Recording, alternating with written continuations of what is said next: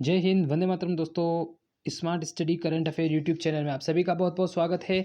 12 अप्रैल current affair को आज हम डिस्कस करेंगे। सारे अच्छे क्वेश्चन है, बहुत अच्छे तरीके से वीडियो को देखिएगा, आपके एग्जाम में आपको बहुत ज़्यादा मदद मिलने वाली है और प्रीवियस रिवीजन के साथ भी बहुत सारी चीज़ें यहाँ पे मैं डिस्कस करूँगा। चलिए वीडियो को शुरू करते हैं। सारे क्वेश्चन इंपॉर्टेंट है, कितने आपको आते हैं आप कमेंट में लिख के ज़रूर बताइएगा। तो सबसे पहला क्वेश्चन आपकी स्क्रीन पर है, वो है कि पाकिस्तान के नए प्रधानमंत्री कौन बने हैं। आपको अच्छे तरीके से पता होगा कि ये 23वें नंबर के प्रधानमंत्री बने हैं और वो जो बने हैं दोस्तों, वो शहबाज शरीफ जो हैं वो पाकिस्तान के नए प्रधानमंत्री बने हैं। इन्होंने इमरान खान को उखाड़ के फेंका है और नए प्रधानमंत्री के रूप में शहबाज शरीफ बन चुके हैं। आपको पता होगा कि पाकिस्तान की संसद में तो आप ये देख सकते हैं कि शहबाज शरीफ है दोस्तों, जो कि पाकिस्तान के PLM के जो प्रधानमंत्री पद के दावेदार थे वो बने हैं। थोड़ी सी डिटेल देख लेते हैं कि कौन कौन से पॉइंट्स इंपॉर्टेंट है पाकिस्तान के संबंध में। पहले तो ये हैं कि PMLN के शहबाज शरीफ पाकिस्तान के 23वें नंबर के प्रधानमंत्री बने हैं और पूर्व प्रधानमंत्री आपको पता होगा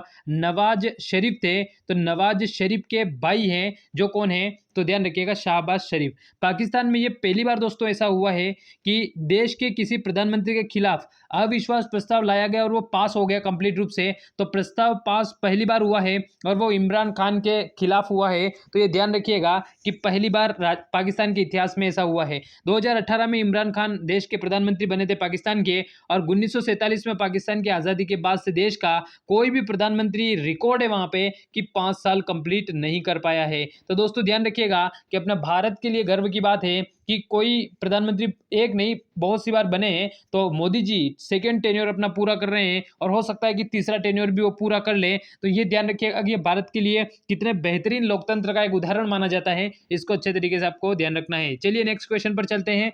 गाओफेन 303 पृथ्वी अवलोकन उपग्रह किस देश ने लॉन्च किया है दोस्तों, ये क्वेश्चन पूछा गया है। तो गाओफेन जो है वो ये जो लॉन्च किया गया है वो चाइना के द्वारा लॉन्च किया गया है। इसके बारे में ध्यान रखिएगा, काफी ज्यादा इंपॉर्टेंट है। डायरेक्टली रूप से पूछ लिया जाएगा कि गाओफेन 303 किससे संबंधित है, तो ये चाइना से संबंधित है। इसके बारे में आपको ध्यान रखना है। अगले क्वेश्चन की बात करें तो हाल ही में यूपीएससी के नए अध्यक्ष कौन बने हैं। तो यूपीएससी के जो नए अध्यक्ष बने वर्तमान समय में वो मनोज सोनी जी बने हैं। कौन बने हैं?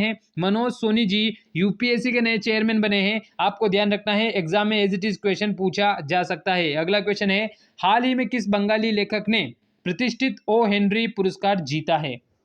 इसका उत्तर करना है कि हाल ही में किस बंगाली लेखक ने प्रतिष्ठित ओ हेनरी पुरस्कार दोस्तों जीता है। तो अमर मित्रा जी के द्वारा ये पुरस्कार जीता गया है, जिनको आप देख सकते हैं कि अमर मित्रा जी के द्वारा ये पुरस्कार दोस्तों जीता गया है। तो ध्यान रखिएगा, काफी इंपॉर्टेंट है। अगला क्वेश्चन और नेक्स्ट जो अपना है, हाल ही में देखी गई अब तक की सबसे दूर की आकाशगंगा कौन सी है। तो सबसे दूर की जो आकाशगंगा है वो HD1 है। याद रख सकते हैं, HD में आपने उसको देखा है। तो HD1 जो है वो हाल ही में देखी गई सबसे दूर की आकाशगंगा है।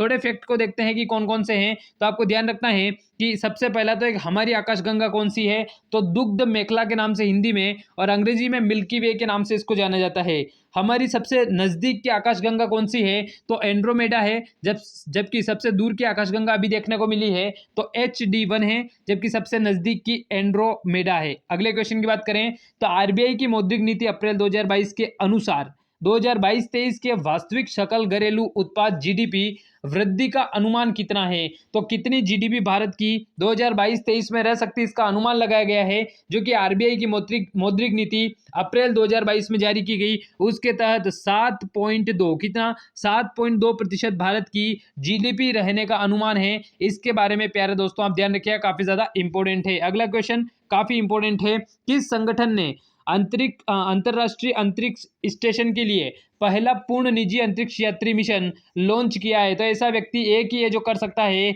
और वो कौन है, तो इलॉन मस्क है। तो ध्यान रखिएगा, उनकी कंपनी स्पेस एक्स जो है उसके द्वारा ये कार्य किया गया है। तो अंतरराष्ट्रीय अंतरिक्ष स्टेशन के लिए पहला पूर्ण निजी अंतरिक्ष यात्री मिशन, जो निजी अंतरिक्ष यात्री मिशन है, कोई गवर्नमेंट का नहीं है, कोई नासा के द्वारा नहीं भेजा गया है। तो स्पेस एक्स के बारे में आपको ध्यान रखना है। करेक्ट उत्तर स्पेस एक्स यहाँ पे होने वाला है, इसको ध्यान रखिएगा। तो ऑप्शन नंबर 3 आपका सही उत्तर है। मैं आपको बता दूं कि भारत की जो स्पेस एजेंसी है वो इसरो है। कौन सी है? इसरो।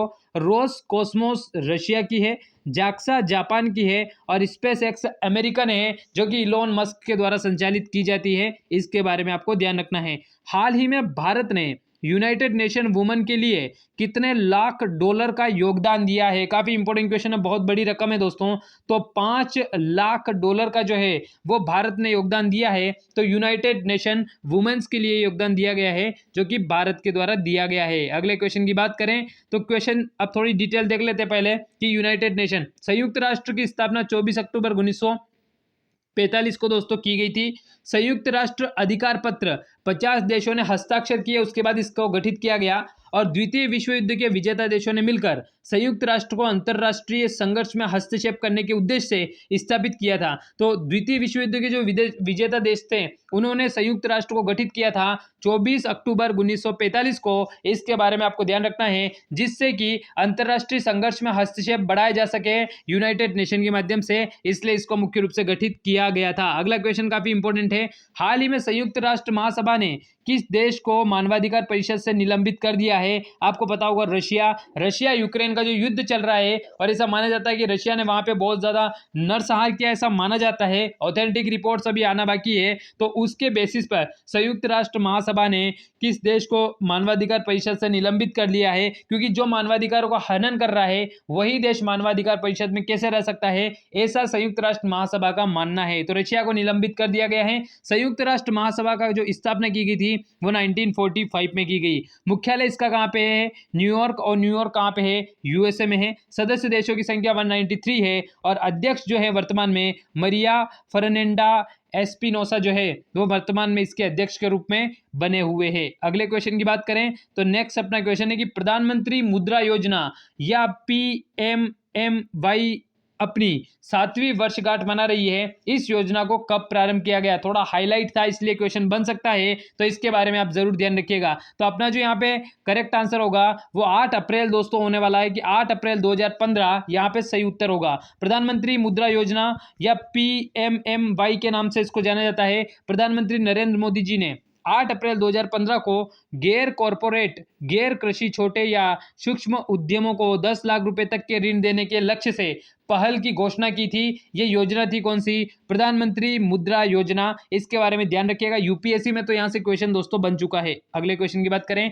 इन्फोसिस और रोल्स रॉयस ने एरोस्पेस इंजीनियरिंग और डिजिटल इनोवेशन सेंटर कहां पे लॉन्च किया है? तो हमारी जो सिलिकॉन वैली कौन सी, बेंगलुरु, वहां पे इसको लॉन्च किया गया है।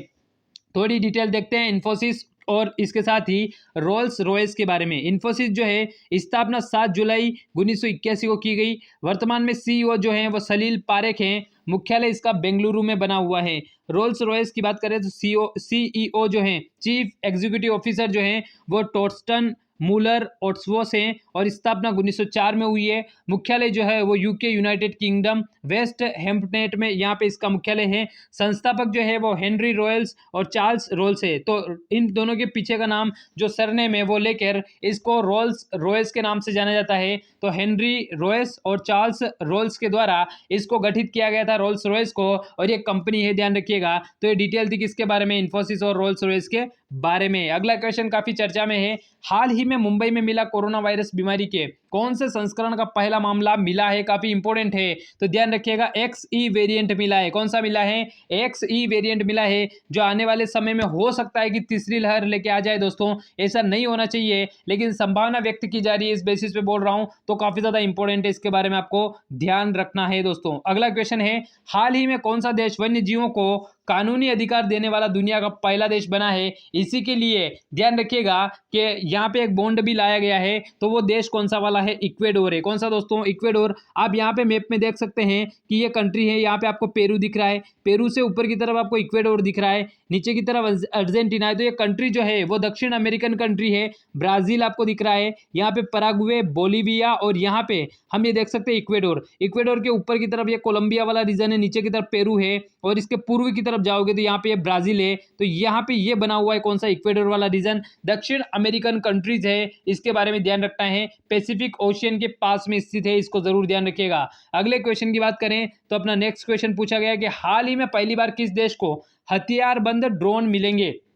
वो देश कौन सा वाला है? तो पहली बार ऐसा होगा, वो देश है कौन सा? जर्मनी है दोस्तों। कौन सा है? जर्मनी। इसके बारे में थोड़ी सी डिटेल को अगर देखें तो जर्मनी के बारे में ध्यान रखिएगा, इसकी कैपिटल बर्लिन है, और मुद्रा जो है वो यूरो है। कौन सी है दोस्तों? मुद्रा यूरो है और कैपिटल इसकी बर्लिन है। इसके बारे में ध्यान रखना है। अगला क्वेश्चन काफी इंपॉर्टेंट है। Not just a night watchman my inning with BCCI पुस्तक के लेखक कौन है? पुस्तकें पेपर में बहुत ज्यादा पूछी जाती है, तो वहीं पे प्रश्न पूछा है, तो करेक्ट आंसर विनोद राय है। कौन सा है दोस्तों? विनोद राय। तो not just a night watchman my inning with BCCI पुस्तक के लेखक विनोद राय है। इसके बारे में दोस्तों आप ध्यान रखिएगा, काफी इंपॉर्टेंट है।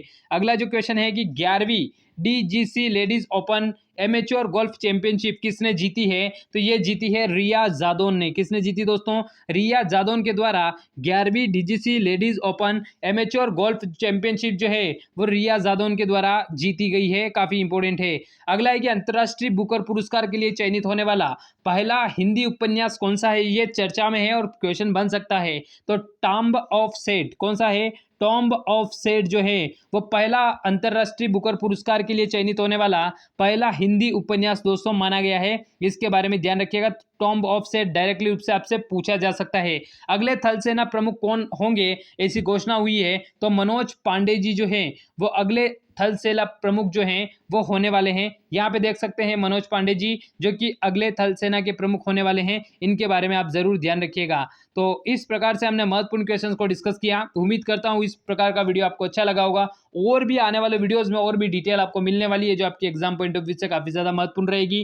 वीडियो देखने के लिए सभी दोस्तों का बहुत बहुत धन्यवाद। इसी प्रकार से जुड़े रहिए और सपोर्ट करते रहिए। Thank you, thanks for watching. जय हिंद, जय भारत दोस्तों।